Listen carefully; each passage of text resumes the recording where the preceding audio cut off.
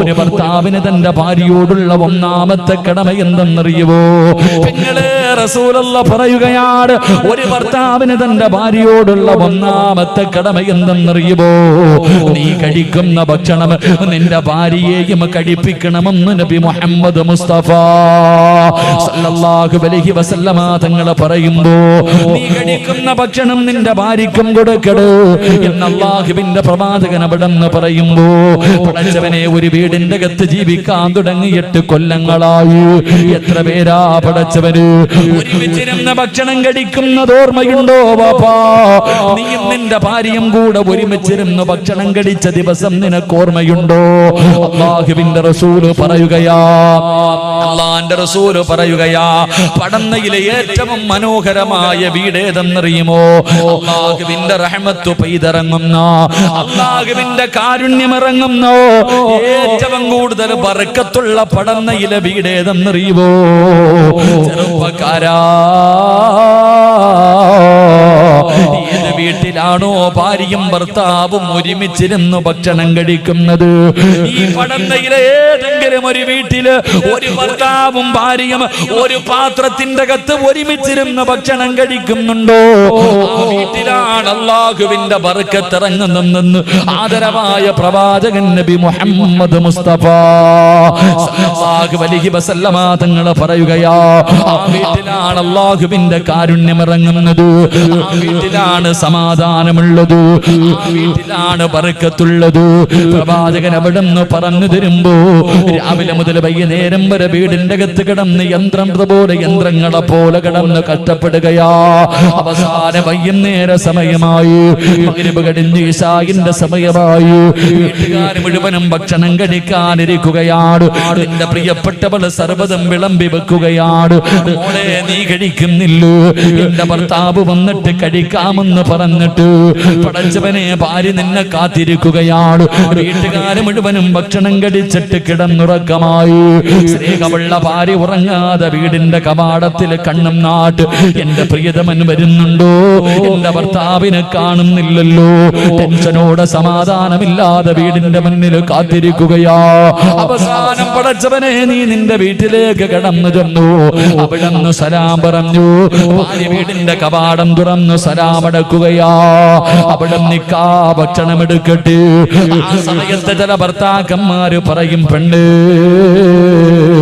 എനിക്കൊന്ന് ഭക്ഷണം വേണ്ട, ഞാൻ എന്റെ കൂട്ടുകാരുടെ കൂടെ ഹോട്ടലിൽ പോയി വയറ് നിറച്ച് കടിച്ചിട്ടുണ്ട്. അല്ലാഹുവേ, നീ വേണമെങ്കിൽ കടിച്ചോ എന്ന് കാത്തിരുന്ന ഭാര്യയോട് പറഞ്ഞിട്ട് കിടപ്പറയിലേക്ക് കടന്നു പോകുന്ന ചെറുപ്പക്കാരാ, നിന്റെ ഭാര്യയുടെ മനസ്സെന്തേടാ ചിന്തിച്ചു നോക്കാത്തത്? ആ പാവം കഴിച്ചാൽ ഇറങ്ങുവോ? ഭാര്യക്ക് കഴിക്കാൻ, നിന്റെ ഭാര്യക്ക് ഭക്ഷണം കഴിക്കാൻ തോന്നുവോ? സ്നേഹമുള്ളവരെല്ലാം മടക്കി വെച്ചിട്ട് പട്ടിണി വന്നിട്ട് നിന്റെ ചാരത്ത് കിടക്കുകയാ. ചെറുപ്പക്കാരാ, കരുണയില്ലാത്തവനാകരുത്, നന്ദിയില്ലാത്തവനാകരുത്. മോനെ, നിന്റെ ഭാര്യയുടെ കൂടെ നിനക്കൊന്ന് പോയിരുന്ന് കഴിച്ചാൽ ഒരുപാടൊന്നും വേണ്ട ചെറുപ്പക്കാരാ. ഒരുള്ള ഭക്ഷണം കഴിക്കാൻ നിന്റെ വയറ്റിലെ സ്ഥലമുണ്ടെങ്കിൽ നിനക്കൊന്ന് കഴിച്ചുകൂടി. ഇനി നിന്റെ വയറിന്റെ അകത്ത് സ്ഥലമില്ലെങ്കിലോ, അല്ലാഹുവേ, ഭാര്യ കഴിക്കുന്ന പാത്രത്തിന്റെ അകത്ത് കൈയിട്ടിട്ട് ഒരുള്ള ഭക്ഷണം ഭാര്യ നിന്റെ ഭാര്യയുടെ വായിലൊന്ന് വെച്ച് കൊടുക്കണം ചെറുപ്പക്കാരാ. അല്ലാഹുവേ, അല്ലാതെ വയറ് നിറച്ച് തിന്നിട്ടുമെന്ന് കിടക്കുന്ന ചെറുപ്പക്കാരാ, അത് നല്ലതാണെന്ന് നിനക്കാരാ പറഞ്ഞു തന്നത്? അതൊരിക്കലും ശരിയല്ല പൊന്നുമോര്. മഹാനായ നബി മുഹമ്മദ് മുസ്തഫ സല്ലല്ലാഹു അലൈഹി വസല്ലമ തങ്ങള് ഭർത്താവ് വരുന്നതിന് മുമ്പ് ഒറ്റയ്ക്ക് തിന്നുന്ന പെണ്ണുങ്ങൾക്കും ഇത് പാടവാ. പടച്ചവരെ, ഭർത്താവും ഭാര്യയും ഒരുമിച്ചിരുന്നാണ് കഴിക്കേണ്ടത്. ഭാര്യയ്ക്ക് കൊടുക്കാതെ ഒറ്റയ്ക്ക് തിന്നുന്ന ഭർത്താക്കന്മാരോട് അല്ലാഹുവിന്റെ പ്രവാചകൻ ഒരു ദിവസമുണ്ടല്ലോ, വിശന്ന വയറോടെ വീട്ടിലേക്ക് കടന്നു വരികയാ. ആയിഷ, എനിക്ക് വിശക്കുന്നു, എന്തെങ്കിലും കഴിക്കാറുണ്ടോ? ആയിഷ ബീവി റളിയല്ലാഹു തആല അൻഹ 3 റൊട്ടി എടുത്ത് കൊണ്ടുവരികയാണ്. 3 റൊട്ടി എടുത്ത് കൊണ്ടുവന്ന് പ്രവാചകന്റെ മുന്നിലേക്ക് വെച്ചു കൊടുത്തു. യാ റസൂലല്ലാഹ്, ഈ 3 റൊട്ടിയല്ലാതെ ഒന്നുമില്ല നബിയേ. എന്ന് പറഞ്ഞുകൊണ്ട് പ്രവാചകന്റെ മുന്നിൽ ഭക്ഷണം കൊണ്ടുവെക്കുകയാ. അള്ളാന്റെ റസൂല് കടിക്കാൻ തുടങ്ങി. 3 റൊട്ടിയും അല്ലാഹുവിന്റെ പ്രവാചകൻ കടിച്ചു. 3 റൊട്ടിയും അള്ളാന്റെ റസൂല് ഒറ്റയ്ക്കങ്ങ് കഴിക്കുകയാണ്. ഭക്ഷണം കടിച്ചു കഴിഞ്ഞപ്പോ പ്രവാചകൻ ഇരുന്ന് കരയുകയാ. എന്റെ ചെറുപ്പക്കാരാ, ലോകത്തിന്റെ നേതാവിന്റെ കണ്ണിങ്ങനെ നിറഞ്ഞു ഒഴുകുകയാണ്. പ്രവാചകന് കരയുന്നത് കണ്ടപ്പോ ആയിഷാ ബീബി റളിയല്ലാഹു തആല അവിടുന്ന് ചോദിച്ചു, നബിയേ യാ റസൂലല്ലാഹ്, എന്തിനാ നബിയേ കരയുന്നത്? ആയിഷാ, നിനക്ക് തരാതെ ഞാൻ തിന്നല്ലോ ആയിഷാ. ഇന്ന് നിന്നെ ഞാൻ പട്ടിണി കിട്ടല്ലോ, നിനക്ക് തരാതെ ഞാൻ കഴിച്ചു പോയല്ലോ. അറിയാതെ കഴിച്ചു പോയതാ റസൂലുള്ളാഹി, അറിയാതെ കഴിച്ചു പോയതോ. പടച്ചവരെ, പ്രവാചകനോട് കരയുന്ന ഭർത്താവിനോട് ആയിഷ ബീബി റളിയല്ലാഹു തആല പറയുകയാ, നബിയേ അങ്ങ് കഴിക്കുന്നത് കണ്ടപ്പോഴേ എന്റെ വയറ് നിറഞ്ഞു പോയി നബിയേ. അല്ലാഹുവിന്റെ പ്രവാചകന് അവിടുന്ന് ചോദിച്ചു, ആയിഷ നിനക്കെന്താണ് വേണ്ടത്? നിനക്കെന്താണ് വേണ്ടത്? എന്ത് വേണമെങ്കിലും ചോദിച്ചോ ആയിഷ. നബിയേ, എനിക്ക് സ്വർഗത്തിലെ നിങ്ങളുടെ ഭാര്യയാകണം നബിയേ. അവിടെന്ന് പറഞ്ഞു കൊടുക്കുമ്പോ ഒറ്റയ്ക്ക് തിന്നുന്ന ഭർത്താക്കന്മാർക്ക് പഠിക്കാനാ. അല്ലാഹുവിന്റെ പ്രവാചകന് ഒറ്റയ്ക്ക് ഭക്ഷണം കഴിച്ച പ്രവാചകന്, ഒരു നേരം തന്റെ ഭാര്യക്ക് കൊടുക്കാതെ കഴിച്ച പ്രവാചകന്, ആയിഷ എന്ന തന്റെ പ്രിയപ്പെട്ട ഭാര്യയുണ്ടല്ലോ, ആ ഭാര്യയുടെ കയ്യിൽ പിടിക്കുകയാണ്. ആ ഭാര്യയുടെ കയ്യിൽ പിടിക്കുകയാണ്. എന്നിട്ട് അല്ലാഹുവിന്റെ റസൂല് ചോദിച്ചു, ആയിഷ എനിക്ക് പൊരുത്തപ്പെട്ട് തരുവോ ആയിഷ? ഒരു നേരം തന്റെ ഭാര്യക്ക് കൊടുക്കാതെ ഒറ്റയ്ക്ക് കഴിച്ചു പോയതിന്റെ പേരിൽ അല്ലാഹുവിന്റെ പ്രവാചകൻ തന്റെ ഭാര്യയോട് പൊരുത്തം ചോദിച്ചെന്ന് ചരിത്രം പറയുമ്പോ, ചെറുപ്പക്കാരാ, നീ നിന്നെ കുറിച്ചൊന്ന് ചിന്തിക്കു പൊന്നുമോന്. അല്ലാഹുവിന്റെ റസൂല് പറയുകയാ, സൗബാ റളിയല്ലാഹു തആല പറയുകയാ, ഏത് വീട്ടിലാണോ ഭാര്യയും ഭർത്താവും ഒരുമിച്ചിരുന്ന് ഭക്ഷണം കഴിക്കുന്നത്, ആ വീട്ടിൽ അല്ലാഹുവിന്റെ ബർക്കത്ത് ഇറങ്ങുമെന്ന് നബി മുഹമ്മദ് മുസ്തഫ സല്ലല്ലാഹു അലൈഹി വസല്ലം. പടന്നയിലെ ഏറ്റവും മനോഹരമായ ഭവനം. പണമുള്ളവന്റെ വീടല്ല, 2 നില വീടല്ല, ഹജ്ജ് ചെയ്തവന്റെ വീടല്ല, ജമാഅത്തിന്റെ കമ്മിറ്റിക്കാരുടെ വീടല്ല, ഹിദായത്തിന്റെ സംഘാടകരുടെ വീടല്ല. ഈ കൂട്ടത്തിൽ ഇരിക്കുന്നവരിൽ ഏറ്റവും മനോഹരമായ ഭവനം ഭാര്യയും ഭർത്താവും ഒരുമിച്ചിരുന്ന് ഭക്ഷണം കഴിക്കുന്ന വീടാണെന്ന് നബി മുഹമ്മദ് മുസ്തഫ. ഉറക്കെ നബി മുഹമ്മദ് മുസ്തഫ, ഉറക്കെ നബി മുഹമ്മദ് മുസ്തഫ. നിങ്ങൾ ചിന്തിക്ക്, നിങ്ങൾ എത്ര പേരാ ഒരുമിച്ചിരുന്ന് ഭക്ഷണം കഴിക്കണം? ഭാര്യയും ഭർത്താവും ഒരു പാത്രത്തിന്റെ അകത്തിരുന്ന് ഭക്ഷണം കഴിക്കുന്ന എത്ര ആൾക്കാരായി ഈ സദസ്സിലുള്ളത്? അല്ലാഹു ഈമാൻ തരുമാറാകട്ടെ. കൈവക്കാൻ ഞാൻ പറയുന്നില്ല, എനിക്ക് നാണം കെടാൻ വയ്യാത്തണ്ട. എങ്ങനെ പെണ്ണുങ്ങളെ ഭർത്താവിന്റെ കൂടെ ഇരുന്ന് ഭക്ഷണം കഴിക്കുന്ന പടന്നയിലെ പെണ്ണുങ്ങളൊന്ന് കൈവക്കിക്ക്. കാണാനുള്ള കൊതി കൊണ്ട ഒരെണ്ണമെങ്കിലും ബുക്കോ നോക്കട്ടെ. അൽഹംദുലില്ലാ, 1-2 പെണ്ണുങ്ങളുണ്ട്. നിങ്ങൾ രക്ഷപ്പെട്ടു, അള്ളാഹു ബർക്കത്ത് ചെയ്യുമാറാകട്ടെ. ഭാര്യയും ഭർത്താവും. അപ്പൊ ചോദിക്കും, ഗൾഫിൽ കിടക്കണ ഭർത്താവ്? ഗൾഫിലില്ല, ഞാൻ വീട്ടിലുള്ള എന്റെ കാര്യം പറയണേ. ഉരുട്ടി ചോദ്യങ്ങളൊന്നും ചോദിക്കില്ല. വീട്ടിൽ താമസിക്കുമ്പോ ഭർത്താവ് വീട്ടിലുള്ളപ്പോ ഭാര്യയും ഭർത്താവും ഒരുമിച്ച് കഴിക്കണം. അതൊരു ബർക്കത്താ. അത് പണ്ടായിരുന്നു, ഇപ്പൊ എങ്ങനെയാ? പണ്ടൊക്കെ വീടുകളിൽ ഒരു പാത്രം ഉണ്ടാകും, ഒറ്റ പാത്രമേ ഉള്ളൂ. അന്ന് പിന്നെ വലിയൊന്നും ഇല്ലല്ലോ, ആകെ ഒരു പാത്രം. ആ പാത്രത്തിന്റെ അകത്ത് ഉമ്മ ഭക്ഷണം എല്ലാം കൂടെ അങ്ങോട്ട് വാരിയിടും. എന്നിട്ട് സിമെന്റ് കുഴക്കണ പോലെ ഉമ്മ യന്ത്രം ഇല്ല, ഇന്നിപ്പോ സിമെന്റ് ഒക്കെ കുഴക്കണ ഒരു യന്ത്രം ഉണ്ടല്ലോ. നമ്മുടെ ഉമ്മ ഈ ചട്ടിക്കകത്ത് ഭക്ഷണം ഇട്ട് ഇങ്ങനെ ഇളക്കല, എല്ലാം കൂടെ അങ്ങോട്ട് ഇളക്കും. മക്കളായി നമ്മളിങ്ങനെ കാത്തിരിക്കും. ഉമ്മയുടെ മുന്നിൽ പോയി വായി തുറന്നു കൊടുക്കും. ഉമ്മ ഇങ്ങനെ വായി വെച്ച് തരും. അള്ളാഹു നമ്മുടെ ഉമ്മമാർ മരണപ്പെട്ടവരുടെ കബറിടം അള്ളാഹു വിശാലമാക്കി കൊടുക്കുമാറാകട്ടെ. ജീവിച്ചിരിക്കുന്നവർക്ക് അള്ളാഹു ദീർഘായുസ് നൽകി അനുഗ്രഹിക്കുമാറാകട്ടെ. ഉമ്മയുടെ കയ്യിൽ നിന്ന് ഭക്ഷണം വാങ്ങി കഴിക്കാൻ മക്കൾക്ക് വലിയ ഇഷ്ടമാണ്. എന്നാ പടന്നെങ്കിലെ പെണ്ണുങ്ങളെന്ന് വീട്ടിൽ പോകണം. ഇരിക്കണ ആണുങ്ങൾ വീട്ടിൽ പോയിട്ട് ഒരു 5 വയസ്സിന് മുകളിലേക്ക് പ്രായമുള്ള മക്കള് കാണാൻ വേണ്ടി ചോറും കറിയെല്ലാം കൂടെ ഒരു പാത്രത്തിലിട്ടിട്ടൊന്ന് ഇളക്കണം. നിങ്ങളുടെ മക്കളുടെ മുന്നിൽ വെച്ച് നിങ്ങൾ ഭക്ഷണം നല്ലതുപോലെ ഇളക്കിയിട്ട് വേണമെന്ന് വെച്ചാൽ സ്വന്തം മക്കൾ പോലും വാങ്ങി തിന്നാത്ത കാലവാ. അള്ളാഹു നമുക്ക് ഈമാൻ നൽകി അനുഗ്രഹിക്കുമാറാകട്ടെ. കാരണം വേസ്റ്റാണെന്നാ മക്കള് ചിന്തിക്കുന്നത്. എന്റെ പ്രിയപ്പെട്ടവരെ, പണ്ട് ഒരു വീടുണ്ട്. ആ വീടിന്റെ അകത്ത് ഉമ്മയും വാപ്പയും മക്കളും എല്ലാവരും ഒരുമിച്ചിരുന്ന ഭക്ഷണം കഴിക്കുന്നേ. അതുകൊണ്ട് പണ്ടുള്ളവർക്ക് പരസ്പരം സ്നേഹമുണ്ടായിരുന്നു.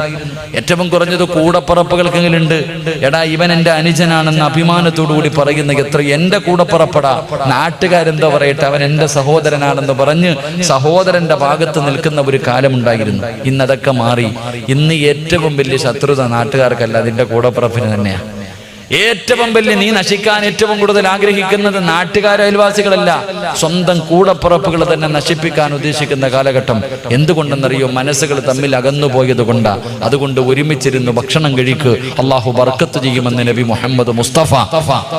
ഉറക്കെ നബി മുഹമ്മദ് മുസ്തഫ, ഉറക്കെ നബി മുഹമ്മദ് മുസ്തഫ സല്ലല്ലാഹു അലൈഹി വസല്ലം. ഇൻഷാ അല്ലാഹ് ഇന്ന് മുതൽ ഒരുമിച്ചിരുന്ന് ഭക്ഷണം കഴിക്കാം. അള്ളാഹു ഭാഗ്യം നൽകുമാറാകട്ടെ. അപ്പൊ പ്രവാചകൻ അവിടുന്ന് പറഞ്ഞു തന്നു. എന്തേ പറഞ്ഞു തന്നത്? നീ കഴിക്കുന്ന ഭക്ഷണം നിന്റെ ഭാര്യക്ക് കൊടുക്കണം. 2, അവിടുന്ന് പറഞ്ഞു നിന്റെ ഭാര്യക്ക് ആവശ്യമുള്ളത് മുഴുവനും നീ വാങ്ങിക്കൊടുക്കണം. അവള് സാരി വേണമെന്ന് പറഞ്ഞ സാരി, ചുരിദാർ വേണമെന്ന് പറഞ്ഞ ചുരിദാർ, ഫർദ വേണമെന്ന് പറഞ്ഞ ഫർദ, മീൻ വേണമെന്ന് പറഞ്ഞ മീന്, ഇറച്ചി വേണമെന്ന് പറഞ്ഞ ഇറച്ചി. നിന്റെ വീട്ടിൽ ആവശ്യം നിന്റെ ഭാര്യ എന്തൊക്കെ ചോദിക്കുന്നു അവൾക്ക് ആവശ്യമുള്ളത് മുഴുവനും വാങ്ങിക്കൊടുക്കൽ നിന്റെ കടമയാ. നിന്റെ ഭാര്യ പറയുന്നു എനിക്ക് ജോലി ചെയ്യാൻ വയ്യ, ഒരു വേലക്കാരിയെ വേണമെന്ന് പറഞ്ഞാൽ നീ വെച്ചു കൊടുക്കണം. അത് നിന്റെ കടമയാ. നിന്റെ ഭാര്യ പറയുന്നു എനിക്ക് അവള്, നിന്റെ ഭാര്യ എന്ന് പറഞ്ഞാൽ അടുക്കളപ്പണിക്ക് വീട്ടിൽ കൊണ്ട് നിർത്തിയിരിക്കുന്ന പെണ്ണല്ല. നിനക്ക് ചോറ് വെച്ച് തരാനും നിന്റെ മക്കളെ നോക്കാനും നിന്റെ വീട് നോക്കാനും നിന്റെ തുണി കഴുകി തരാനും പെണ്ണിന് നിർബന്ധമില്ല. അതൊക്കെ അവൾ ചെയ്തു തന്നാൽ അവളുടെ ഔദാര്യം. അല്ലാഹു ഈമാൻ തരുമാറാകട്ടെ. ഒരു ഭർത്താവിന്റെ കടമയാ. ഭാര്യ പറയുന്നു എനിക്ക് ജോലിക്കാരെ വേണം, എന്റെ ആവശ്യങ്ങൾ നടത്തി തരണം എന്ന് പറഞ്ഞാൽ ചെയ്തു കൊടുക്കണം. അത് ചെയ്യാൻ കപ്പാസിറ്റി ഇല്ലാത്തവൻ പെണ്ണ് കെട്ടാൻ പാടില്ല. ഭാര്യക്കും മക്കൾക്കും ചെലവിന് കൊടുക്കാൻ കഴിവുള്ളവനാ വിവാഹം കഴിക്കണമെന്ന് പറഞ്ഞത്. അല്ലാത്തവൻ ദിക്റും പറഞ്ഞു നടക്കാനാ പറഞ്ഞത്. അല്ലാഹു ഈമാൻ തരുമാറാകട്ടെ. ആരെങ്കിലും പറഞ്ഞു? ഇസ്ലാം പറഞ്ഞു എടാ ഭാര്യക്ക് ചെലവിന് കൊടുക്കാൻ കഴിവുള്ളവനെ പെണ്ണ് കെട്ടാവൂ. ഇത് ആരോടാ പറയണം? ഇതാരോടാ പറയണേ? വിവാഹത്തിന് പള്ളിയിൽ പോയിരിക്കും, നാട്ടുകാരെ മുഴുവനും വിളിച്ചു വരുന്നത് കണ്ടാ പടച്ചവനെ പുതിയാപ്പളല്ലോ സിനിമാ താരങ്ങൾ വരുന്നത് പോലെ ഒരുങ്ങി കെട്ടി ഇങ്ങോട്ട് വരും. പള്ളിക്കകത്ത് കൊണ്ടുവന്ന് കാഴ്ച വസ്തുവിനെ പോലെ ഇരുത്തും. അവസാന നിക്കാഹിന്റെ സമയമാകുമ്പോ പള്ളിയിലെ ഖത്തീബ് ചോദിക്കും മഹർ എത്രാന്ന്. വായും തുറന്നിരിക്കാം മഹർ ചോദിക്കുമ്പോ. എടാ മഹർ എത്രയാടാന്ന് ചോദിക്കുമ്പോ കണ്ണ് തെള്ളികെട്ട് വെടികൊണ്ടവനെ പോലെ ഇരിക്കുന്ന ചില ആണുങ്ങളുണ്ട്. വാപ്പാനോട് ചോദിക്കും വാപ്പ മഹർ എത്രാന്ന്. വാപ്പ ഒന്ന് കെട്ടിയതാ, എന്നിട്ടും ചോദിക്കാം മഹർ എന്താന്ന്. എന്റെ പ്രിയപ്പെട്ട സഹോദരങ്ങളെ, മഹർ എന്ന് പറഞ്ഞാൽ എന്താ? നിങ്ങളുടെ നാട്ടിലൊക്കെ അറിയണം. ഇവിടെ എങ്ങനെയാടെ മഹറൊക്കെ? കൃത്യം ചില സ്ഥലങ്ങളിൽ നിശ്ചിത മഹറുണ്ട്. 5 പവൻ 10 പവൻ കൊടുത്തേ പറ്റത്തുള്ളൂ. എവിടെ വെച്ച് കൊടുക്കണം എന്നറിയോ? പള്ളി നിക്കാഹ് നടക്കുന്ന സമയത്ത് ഇങ്ങനെ എടുത്ത് കാണിക്കണം. 5 പവൻ ഇങ്ങനെ എല്ലാരും നാട്ടുകാരെ ഇങ്ങനെ കാണിക്കണം. ആരാ പറഞ്ഞ കാണിക്കണോ? ആരാടാ പറഞ്ഞത്? മഹർ എന്ന് പറഞ്ഞ എന്താ? ആർക്കാ കൊടുക്കേണ്ടത്? പഠിക്കണം. അല്ലാഹു ഈമാൻ നൽകി അനുഗ്രഹിക്കുമാറാകട്ടെ. ഒരു ചെറുപ്പക്കാരൻ പറഞ്ഞു ഉസ്താദെ ഞങ്ങളുടെ നാട്ടിൽ 10 പവനാ മഹർ കൊടുക്കണം. എന്റെ സഹോദരിയുടെ കെട്ടുതാലി വിറ്റിട്ടാ ഞാൻ മഹർ വാങ്ങിക്കൊടുത്തേ. കാരണം നാട്ടുകാരുടെ മുന്നിൽ നാണക്കേട്. മഹർ ആർക്കാ കൊടുക്കണ്ടേ? പെണ്ണിന്റെ വാപ്പായ്ക്കാ മഹർ കൊടുക്കണ്ടേ? അല്ലെങ്കിൽ പെണ്ണിന്റെ വീട്ടിൽ നിന്ന് കിട്ടുന്ന പൈസയ്ക്കാ മഹർ കൊടുക്കണ്ടേ? എടാ മഹർ എന്ന് പറഞ്ഞാൽ എന്തെന്നറിയോ?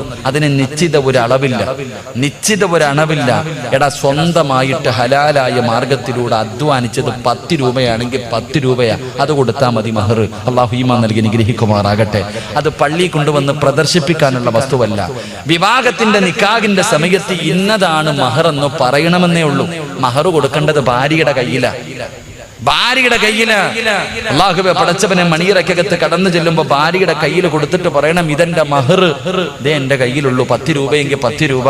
മോളെ ഇനി ഒന്നുമില്ലെങ്കിൽ ഒന്നുമില്ല, ഞാൻ നിന്നെ മരിക്കണ കാലം വരെ ദുഃഖത്തിലും സന്തോഷത്തിലും ഞാൻ നിന്റെ കൂടെ ഉണ്ടാകുന്ന ഒരു നല്ല വാക്ക് പറഞ്ഞാൽ മതി. ഭാര്യ തൃപ്തിപ്പെട്ട അതിനാ മഹർ എന്ന് പറയുന്നത്. അല്ലാഹു ഈമാൻ നൽകി അനുഗ്രഹിക്കുമാറാകട്ടെ. ആദം നബി ഹവ്വാ ബീവി റളിയല്ലാഹു തആല അൻഹു കൊടുത്തത് സലാത്തായിരുന്നടാ പൊന്നുമോനെ. എത്രയോ ഹദീസിന് എത്രയോ സഹാബാക്കൾ കൊടുക്കാൻ പൈസ ഇല്ലാതെ മഹറായിട്ട് കൊടുത്തത് ഭാര്യയോട് പറഞ്ഞു ഞാൻ നിനക്ക് ഖുർആൻ പഠിപ്പിച്ചു തരാം. ഇതിനാ മഹർ എന്ന് പറയുന്നത്. സ്വന്തമായി അധ്വാനിച്ച ഹലാലായ മാർഗത്തിലൂടെ ഉള്ളത് അത് എന്താണോ അത് ഭാര്യയുടെ കയ്യിൽ കൊടുത്ത് തൃപ്തിപ്പെടുത്ത്. അതിനാണ് മഹർ എന്ന് പറയുന്നത്. അല്ലാഹു ഈമാൻ നൽകി അനുഗ്രഹിക്കുമാറാകട്ടെ. അപ്പൊ ഞാൻ പറഞ്ഞു വന്നത് കഴിവുള്ളവനെ വിവാഹം കഴിക്കാവൂ. ഭാര്യയുടെ ആവശ്യങ്ങൾ സാധിച്ചു കൊടുക്കാൻ. ഇത് പറയുമ്പോ പെണ്ണുങ്ങൾക്ക് വലിയ സന്തോഷം. പറവസ്ഥാതെ എല്ലാം മേടിച്ചു തരണം അല്ലേ? എല്ലാം മേടിച്ചു തരണം. പെങ്ങളെ, ഞാൻ എല്ലാം പറഞ്ഞു തരാം. ഭർത്താവിന്റെ കടമയാണ് ഭാര്യയ്ക്ക് ചെലവിന് കൊടുക്കൽ. അവൾക്ക് ആവശ്യമുള്ളത് ചില ഭർത്താക്കന്മാർ കെട്ടി ഇങ്ങനെ ഇട്ടേക്കും, ഓടി നടന്ന് പെണ്ണ് കെട്ടുന്നവന്മാരുണ്ട്. അള്ളാഹു ആലം, അള്ളാഹു കാത്തിരക്ഷിക്കുമാറാകട്ടെ. ഓടി നടന്ന് പെണ്ണ് കെട്ടും, എന്നിട്ട് 2 മക്കളെയും കൊടുത്ത് സമ്മാനിച്ചിട്ട് മുങ്ങി നടക്കുന്ന പല ആൾക്കാരുണ്ട്. ചെലവിന് കൊടുക്കണം സഹോദരൻ. എന്തിനാ ഈ പിശുക്കത്തരം കാണിക്കുന്നത്? മഹാനായ റസൂലുള്ളാഹി സ്വല്ലല്ലാഹു അലൈഹി വസല്ലം തങ്ങൾ പറഞ്ഞു, ഒരു ഭർത്താവ് തന്റെ ഭാര്യയ്ക്ക് ചെലവിന് കൊടുത്ത, ഇടം നീ 1 കിലോ അരി വാങ്ങിക്കൊടുത്ത, ഒന്ന് മറ്റൊരു കടയിൽ പോയി പച്ചക്കറി വാങ്ങിക്കൊടുത്ത, അരി വാങ്ങിക്കൊണ്ടു കൊടുത്ത, ഇറച്ചി വാങ്ങിക്കൊടുത്ത, മീൻ വാങ്ങിക്കൊടുത്ത, ഒരു മാക്സി വാങ്ങിക്കൊടുത്ത, ഒരു മുട്ടുസൂചി നീ നിന്റെ ഭാര്യയ്ക്ക് വാങ്ങിക്കൊടുത്ത, നിനക്ക് സദക്കയുടെ കൂലിയുണ്ടെന്ന് നബി മുഹമ്മദ് മുസ്തഫ. ഉറക്കെ പറ നബി മുഹമ്മദ് മുസ്തഫ. ഒരു ഭർത്താവ് തന്റെ ഭാര്യയ്ക്ക് വേണ്ടി ഒരു മുട്ടുസൂചി വാങ്ങിക്കൊടുത്താലും, നിന്റെ ഭാര്യയുടെ വായിൽ 1 ഉരുള ഭക്ഷണം വാരി വെച്ചാലും നിനക്ക് മീസാൻ എന്ന ത്രാസിൽ അത് സദക്കയുടെ കൂലിയായി വരുമെന്ന് നബി മുഹമ്മദ് മുസ്തഫ സല്ലല്ലാഹു അലൈഹി വസല്ലം. അല്ലാഹു നമുക്ക് ഈമാൻ നൽകി അനുഗ്രഹിക്കുമാറാകട്ടെ. എങ്ങനെ വാങ്ങിക്കൊടുക്കണം? എങ്ങനെ വാങ്ങിക്കൊടുക്കുന്ന ഭർത്താവിനെ സദക്ക? ഭാര്യ പറയുന്നു, എനിക്കൊരു ചുരിദാർ വേണം. കൊടുക്കത്തത് പ്രാവി വാങ്ങിക്കൊടുത്താൽ പതിവ് കിട്ടില്ല. ഭാര്യ പറയുന്ന, എനിക്കൊരു ചുരിദാർ വേണം, ഒരു ഫർദ വേണം. ആ സമയത്ത് പടച്ചവനെ, അല്ലാഹുവേ എനിക്ക് പ്രതിഫലം കിട്ടണമെന്ന ആഗ്രഹത്തോടുകൂടി നീ അത് വാങ്ങിക്കൊടുത്താൽ നിനക്ക് സദക്കയുടെ കൂലി. അല്ലാതെ കടയിൽ പോയി വാങ്ങിക്കൊടുത്തിട്ട് പടച്ചവനെ പറയാനുള്ളത് മുഴുവനും പറഞ്ഞുകൊടുത്ത് പ്രാവിയിട്ട് വാങ്ങിക്കൊടുത്തിട്ട് കാര്യമില്ല. അള്ളാഹു നമുക്ക് ഈമാൻ നൽകി അനുഗ്രഹിക്കുമാറാകട്ടെ. ഇത് പറഞ്ഞപ്പോ പെണ്ണുങ്ങളങ്ങ് അർശിന്റെ മുകളിൽ കയറണ്ട മോളെ. നാളെ പടച്ച റബ്ബിന്റെ പരലോകത്തിലെ 3 വൃത്തികെട്ടവരുണ്ട്. നാളെ പടച്ച റബ്ബിന്റെ പരലോകത്ത് അള്ളാഹു കരുണ കാണിക്കാത്ത 3 വിഭാഗമുണ്ട്. ആ 3 വിഭാഗത്തിൽ ഒരു വിഭാഗം ഭർത്താവിന്റെ കഴിവുകേട്, ഭർത്താവിന് വാങ്ങിത്തരാൻ കഴിവില്ല എന്നറിയാം, എന്നിട്ടും ഭർത്താവിനെ പീഡിപ്പിക്കുന്ന പെണ്ണാണെന്ന് നബി മുഹമ്മദ് മുസ്തഫ. ഉറക്കെ നബി മുഹമ്മദ് മുസ്തഫ. അങ്ങനെ കൂടെ ഉണ്ട്. നിന്റെ ഭർത്താവ് പടച്ചവനെ, നീ കിടക്കണത് വാടക വീട്ടിൽ, അയൽവാസിയുടെ വീട്ടിൽ ആക്റ്റീവ് വരുമ്പോ നീ കെട്ടിയവനെ ഇങ്ങനെ ബുദ്ധിമുട്ടിക്കുക. ആ സാധു എങ്ങനെ പടച്ചവനെ ഒരു ദിവസം അന്നം കൊടുക്കുന്നത്? കഷ്ടപ്പാടില്ല. ഭർത്താവിന്റെ സാമ്പത്തിക സ്രോതസ് കൂടെ മനസ്സിലാക്കണം, കപ്പാസിറ്റി കൂടെ മനസ്സിലാക്കിയിട്ട് വേണം നീ പലതും പറയാൻ. അള്ളാഹു നമുക്ക് ഈമാൻ നൽകുമാറാകട്ടെ. അതുകൊണ്ട് പ്രവാചകൻ പറഞ്ഞു സ്വല്ലല്ലാഹു അലൈഹി വസല്ലം, ഒരു ഭർത്താവിന്റെ കടമ, നീ കഴിക്കുന്ന ഭക്ഷണം നിന്റെ ഭാര്യയ്ക്ക് കൊടുക്കണം, വേർതിരിവ് കാണിക്കരുത്, ഒറ്റയ്ക്ക് കഴിക്കരുതെന്ന് നബി മുഹമ്മദ് മുസ്തഫ സ്വല്ലല്ലാഹു അലൈഹി വസല്ലം. അള്ളാഹു പാലിക്കാൻ ഭാഗ്യം തരുമാറാകട്ടെ. അള്ളാഹു പാലിക്കാൻ ഭാഗ്യം തരുമാറാകട്ടെ. 2, അള്ളാഹുവിന്റെ പ്രവാചകൻ എവിടെന്ന് പറയുകയാ, അള്ളാഹുവിന്റെ റസൂൽ എവിടെന്ന് പറഞ്ഞു, സ്വഹാബാ വലാ തദ്രിബിൽ വജ്ഹ, നിങ്ങളുടെ ഭാര്യമാരുടെ മുഖത്ത് നിങ്ങൾ അടിക്കല്ലേ. അല്ലാഹുവിന്റെ റസൂൽ എവിടെന്ന് പറയുന്ന സ്വഹാബാ വലാ തദ്രിബിൽ വജ്ഹ, നിങ്ങളുടെ ഭാര്യയുടെ മുഖത്ത് നിങ്ങൾ അടിക്കല്ലേ. വലാ തുകബ്ബിഹു, നിങ്ങൾ അവളെ ചീത്ത വിളിക്കല്ലേ എന്ന് നബി മുഹമ്മദ് മുസ്തഫ സല്ലല്ലാഹു അലൈഹി വസല്ലം. 2, ഭാര്യയുടെ മുഖത്തടിക്കാൻ പാടില്ല എന്ന് നബിഗിന റസൂലുള്ളാഹി. എന്താ നിങ്ങൾക്ക് ഇഷ്ടപ്പെടുന്നില്ല ഞാൻ പറയുമ്പോ? ഇഷ്ടപ്പെടുന്നില്ലേ? നിർത്തണോ? പറയണമെന്ന് ആഗ്രഹമുള്ളവർ കൈവക്ക്. ഉസ്താദ് വാക്യം കൂടെ പറയണമെന്ന് ആഗ്രഹമുള്ളവർ. റസൂലുള്ളാഹി സ്വല്ലല്ലാഹു അലൈഹി വസല്ലം തങ്ങൾ പറഞ്ഞു, ഒരു ഭർത്താവ് തന്റെ ഭാര്യയുടെ മുഖത്തടിക്കാൻ പാടില്ല എന്ന് പറഞ്ഞാൽ ബാക്കിയുള്ള സ്ഥലത്ത് അടിക്കാന്നല്ല, ബാക്കിയുള്ള സ്ഥലത്ത് അടിക്കാമെന്നല്ല.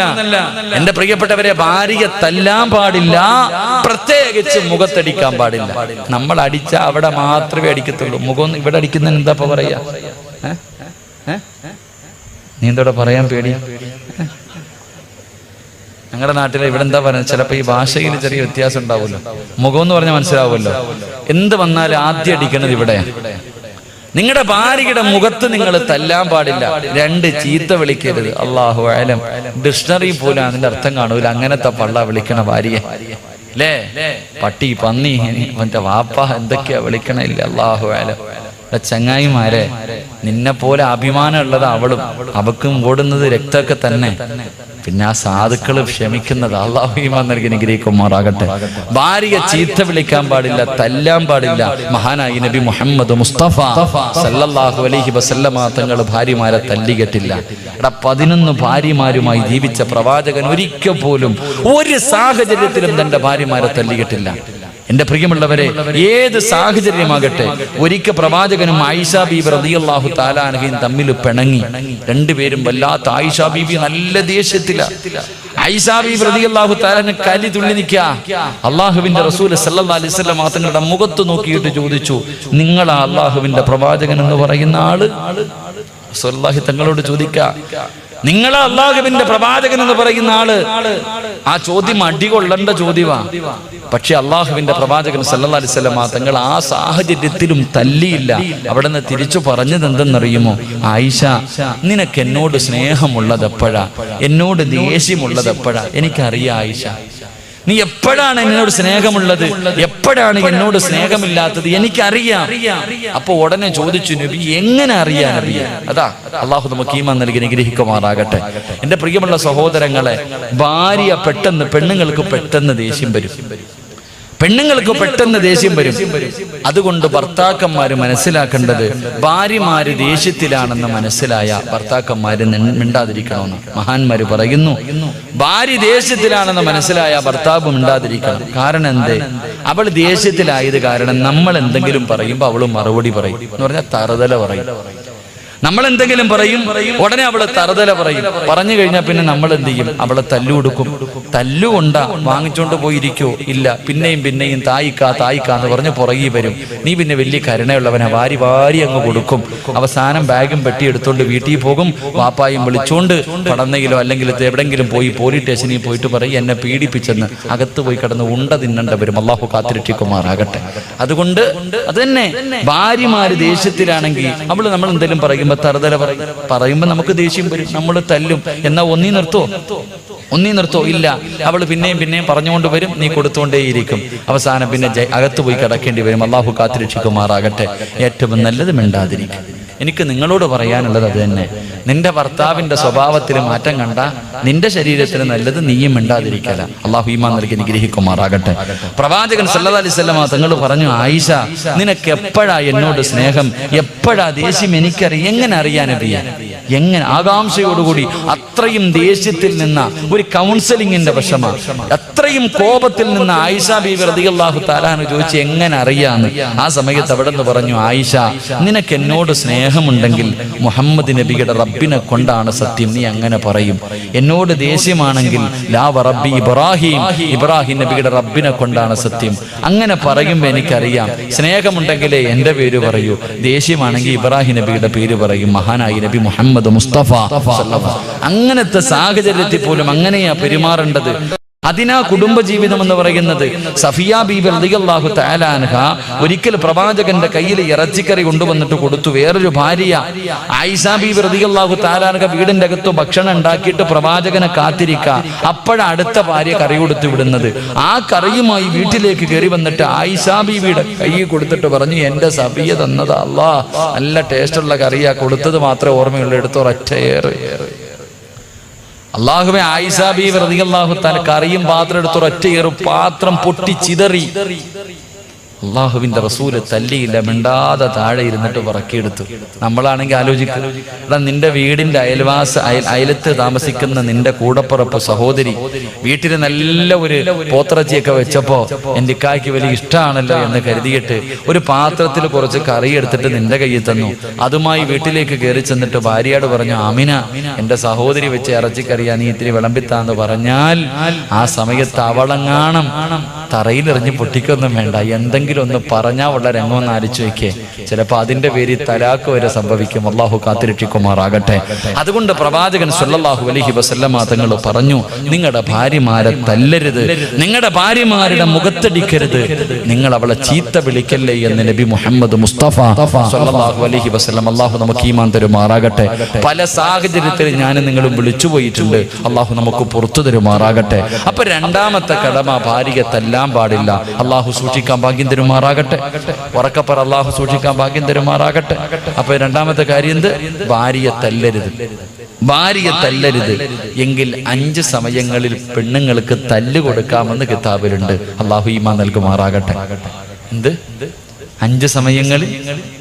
പറ മനുഷ്യന്മാരെ, 5 സമയങ്ങളിൽ ആരത്തല്ല? ഓ, ഇപ്പൊ ഒരു സന്തോഷം മുഖത്തില്ലേ? ഇപ്പോഴൊരു സന്തോഷമുണ്ട്, അൽഹംദുലില്ലാ. ഭാര്യമാരെ തല്ലാൻ പറ്റുന്ന 5 സമയങ്ങളുണ്ട്. അള്ളാഹു പഠിക്കാൻ ഭാഗ്യം തരുമാറാകട്ടെ. പറഞ്ഞു കൊടുക്കട്ടെ. ഇത് നിങ്ങൾക്കുള്ളതാ, നിന്റെ ശരീരം സൂക്ഷിക്കാൻ. ഇത് നിനക്ക് സൂക്ഷിക്കാനുള്ള 5 കാര്യമാണ്. റസൂലുള്ളാഹി അവിടുന്ന് ഹദീസിന്റെ കിതാബിൽ കാണാം, ഒന്നാമതായിട്ട് ഭാര്യയ്ക്ക് തല്ലുകൊടുക്കാൻ പറ്റുന്ന 5 സമയങ്ങളിൽ ഒന്നാമത്തെ സമയം കിടപ്പറയിൽ സഹകരിക്കാത്ത ഭാര്യ. അവൾക്ക് രോഗമില്ല, അവള് ശുദ്ധിയാണ്, ആരോഗ്യമുണ്ട്. ഗൾഫിൽ നിന്നിട്ട് 2 കൊല്ലത്തിന് ശേഷം 1 മാസത്തെ ലീവിന് വന്ന സാധു പടച്ചവനെ പിണങ്ങിക്കിടക്ക, തന്റെ ഭർത്താവിനോട് സഹകരിക്കുന്നില്ല. അങ്ങനെയുള്ള ഭാര്യയ്ക്ക് തല്ലുകൊടുക്കാമെന്ന് കിതാബിൽ കാണാം. അള്ളാഹു നമുക്ക് ഈമാൻ തരുമാറാകട്ടെ. എങ്ങനെ തല്ലണമെന്ന് ഞാൻ അവസാനം പറഞ്ഞുതരാം. 2 എന്റെ പ്രിയപ്പെട്ട സഹോദരങ്ങളെ, രണ്ടാമത്തെ കാര്യമേതെന്നറിയുമോ? ഭർത്താവിന്റെ അനുവാദമില്ലാതെ പുറത്തു പോകുന്ന ഭാര്യ, പടന്നയിലെ പെങ്ങള്, ഭർത്താവിന്റെ അനുവാദമില്ലാതെ പുറത്തു പോകുന്ന ഭാര്യയുണ്ടല്ലോ, അവൾക്ക് തല്ലുകൊടുക്കാവടാ ചെറുപ്പക്കാരാ. എന്നോട് ഞാൻ പറഞ്ഞു, അതാ ഭർത്താവിന്റെ കടമയാണ് ഭാര്യയ്ക്ക് ചിലവിന് കൊടുക്കലു. ഏത് ഭാര്യയ്ക്കും അറിയുമോ? നീ പറയുന്നതനുസരിക്കുന്ന ഭാര്യയ്ക്ക്, നീ പറയുന്നതനുസരിക്കുന്ന ഭാര്യക്കാണ് ചിലവിന് കൊടുക്കേണ്ടത്. നീ പറയുന്നത് കേൾക്കാത്തവൾക്ക് ചിലവിന് കൊടുക്കാൻ ആരും പറയുന്നില്ല. അല്ലാഹുവേ, ഭർത്താവിന്റെ അനുവാദമില്ലാതെ പുറത്തിറങ്ങി കറങ്ങുന്ന പടന്നയിലെ പെങ്ങള്, അതിന് സാര പാപമല്ലടി പൊന്നുമോള്. അത് നിസാരമായി തള്ളിക്കളയാറുള്ള കാര്യമല്ല. 1400 വർഷങ്ങൾക്ക് മുമ്പ് പടച്ചവനെ, പ്രവാചകന്റെ കാലഘട്ടത്തില് ഒരു ഭർത്താവ് തന്റെ ഭാര്യയോട് പറഞ്ഞു, പെണ്ണ്,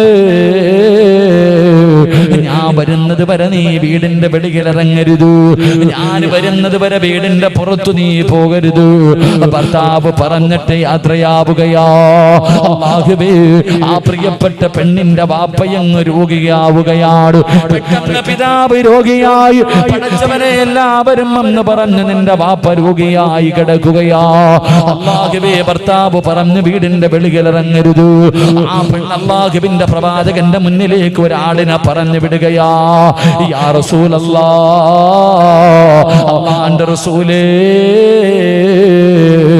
എന്റെ പിതാവ് രോഗിയായി കിടക്കുകയാണ്, എനിക്കൊന്ന് കാണാൻ ആഗ്രഹമുണ്ട് നബിയേ. പക്ഷേ എന്റെ ഭർത്താവ് വീട് വിട്ട് വെളിയിൽ ഇറങ്ങരുതെന്ന് പറഞ്ഞിട്ടുണ്ട്. ഞാൻ എന്റെ വാപ്പാനെ ഒന്ന് കാണാൻ പോകട്ടെ. അല്ലാഹുവിന്റെ റസൂല് പറഞ്ഞ മറുപടി എന്തെന്നറിയുമോ? നീ നിന്റെ ഭർത്താവിനെ അനുസരിക്കലാണ് നല്ലത്. നിന്റെ ഭർത്താവിനെ നീ അനുസരിക്കൂ. പടച്ചവനെ, ജനങ്ങൾ രണ്ടാമത് വന്നു പറഞ്ഞു, പെണ്ണേ, നിന്റെ പിതാവ് മരണസമയത്താ, നിന്റെ വാപ്പയതാ മരണാസന്നമായി കിടക്കുകയാ. നിന്റെ വാപ്പ മരണത്തോട് മല്ലടിച്ചുകൊണ്ട് കിടക്കുകയാ. നിന്നെ ഒന്ന് കാണാൻ ആഗ്രഹമുണ്ട്. അല്ലാഹുവേ, അപ്പോഴും പ്രവാചകന്റെ ചാരത്തേക്ക് പറഞ്ഞു വിടുന്നു, യാ റസൂലല്ലാഹ്, എനിക്ക് ജന്മം നൽകി എന്റെ പിതാവ് മരണത്തോട് മല്ലടിച്ചു കൊണ്ടിരിക്കുന്നു നബിയേ. ഞാനൊന്ന് പോയി അവസാനമായിട്ടൊന്ന് കാണാൻ പോകട്ടെ. അല്ലാഹുവിന്റെ പ്രവാചകൻ പറഞ്ഞു, നിന്റെ ഭർത്താവിനനുസരിക്കൂ. പെങ്ങളെ, മൂന്നാമത് ജനങ്ങൾ വന്ന് പറഞ്ഞു, പെണ്ണേ, നിന്റെ വാപ്പ മരണപ്പെട്ടു. വാപ്പാന്റെ മയ്യത്ത് കാണാനെങ്കിലും നീ ഇറങ്ങി വരുവോ? അല്ലാഹുവിനെ പേടിയുള്ള പെണ്ണ് പ്രവാചകന്റെ മുന്നിലേക്ക് പറഞ്ഞു വിടുകയാ. എന്റെ വാപ്പ പോയി നബിയേ, അവസാനമായി ഞാനും ആ ജനാസ കാണാ പോകട്ടെ നബിയേ. പ്രവാചകൻ എപ്പോഴും പറഞ്ഞു കൊടുത്ത മറുപടി എന്തെന്നറിയുമോ? പെണ്ണേ, നിന്റെ ഭർത്താവിനെ അനുസരിക്കൂ. സ്വന്തം ബാപ്പ മരിച്ചിട്ട് പോലും കാണാ പോയില്ല. ഭർത്താവ് പോകരുതെന്ന് പറഞ്ഞാ പോകരുത്. ഭർത്താവിന്റെ പൊരുത്തമില്ലാതെ, ഭർത്താവിന്റെ അനുവാദമില്ലാതെ നീ എങ്ങാണം വീട് വിട്ട് വെളിയിലിറങ്ങിയാ, ഈ ലോകത്തുള്ള സർവചരാചരങ്ങളും നിന്നെ ശപിക്കും പെണ്ണേ. അല്ലാഹുവിന്റെ മലക്കുകളുടെ ശാപം നിനക്ക് കിട്ടുകയോ? ആ പോകുന്ന വഴിയിലെങ്ങാനും നീ മരിച്ചു പോയാ,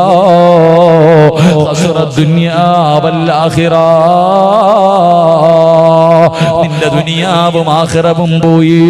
ഭർത്താവിന്റെ അനുവാദമില്ലാതെ പുറത്തിറങ്ങുന്ന ഭാര്യ, കൊടുക്കാമടാ ചെറുപ്പക്കാരോ, അവൾക്ക് തല്ല് കൊടുക്കുന്നതിൽ കുഴപ്പമില്ല. മൂന്നാമത്തെ ഭാര്യയാരാ? പടന്ന പള്ളിയുടെ മിനാരത്തിൽ നിന്ന് 5 നേരം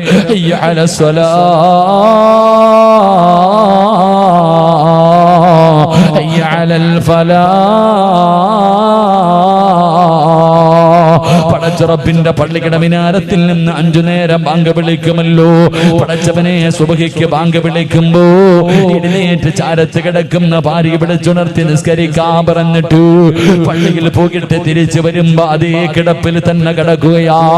നമസ്കാരം ഉപേക്ഷിക്കുന്ന ഭാര്യമാര്, നിസ്കരിക്കാത്ത ഭാര്യമാര്, അവർക്ക് തല്ല് കൊടുക്കാമടാ ചെറുപ്പക്കാരോ, അവൾക്ക് തല്ല് കൊടുക്കാമടാ ചെറുപ്പക്കാരാ. 4ാമത്തെ ഭാര്യയാരാ? രാത്രി ഭാര്യയും ഭർത്താവും ശാരീരികമായി ബന്ധപ്പെടുകയാണ്. ഭർത്താവ് രാവിലെ എഴുന്നേറ്റ് കുളിച്ചിട്ട് പള്ളിയിലേക്ക് പോയി നമസ്കരിച്ചു. പക്ഷേ ഭാര്യ എഴുന്നേറ്റിട്ടില്ല. അവൾ അല്ലാഹുവേ വലിയ അശുദ്ധിക്കാരിയാണ്. അവൾ കുളിക്കുന്നില്ലോ. കുളി ഇങ്ങനെ നീട്ടിക്കൊണ്ടു പോവുകയാ. പിന്നെ കുളിക്കടി എന്ന് പറഞ്ഞിട്ടും വലിയ അശുദ്ധിക്കാരിയാണ്, ഹൈലുകാരിയാണ്.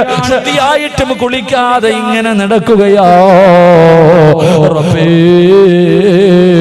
ആ ചെറുപ്പക്കാരാ പെണ്ണിന് തല്ല് കൊടുക്കാമടാ. 5ാമത്തെ പെണ്ണാരെന്നറിയുവോ? പടന്നയിലെ ഓരോ ചെറുപ്പക്കാരും പഠിക്കണം പൊന്നുമോര്.